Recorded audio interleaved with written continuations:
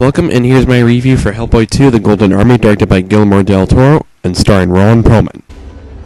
Maybe it's the cold wind that chills you to the bone, or the strange rumbling beneath the city streets. It's the unnerving sense that there's a world around us we cannot see. It's not your imagination. This world is very real, and it's very, very angry.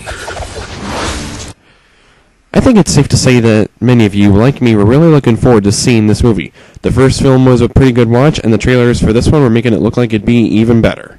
And with a name like Hellboy 2: The Golden Army, it's easy to go into this movie expecting a pretty big film. I got to the theater I saw the film at a few minutes ahead of time, and by the time the preview started, the theater was packed. So it was safe to say that there were plenty of people hoping that this would be one heck of a movie. And did this movie manage to meet my expectations? Sadly, I can't say that I thought this movie was anything other than decent. There were some parts the movie did pretty well, but most of the time I felt like the parts where it was at its best were during the more comedic bits.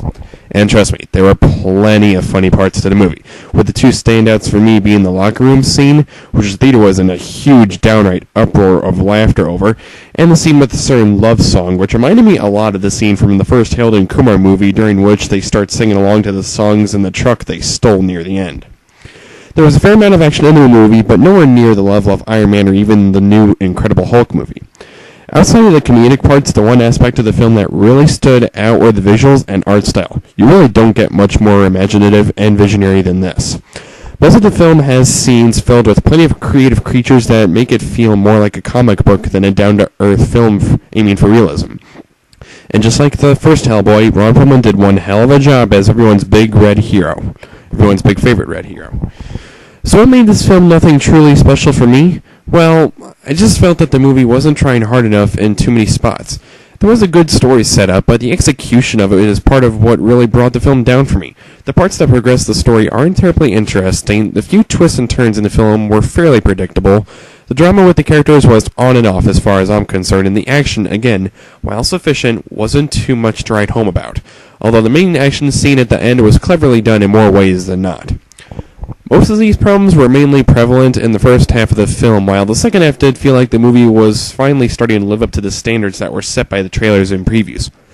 Unfortunately, by the time the film ended, it just felt a little too short-lived, so I had a hard time feeling like I got a truly complete film experience.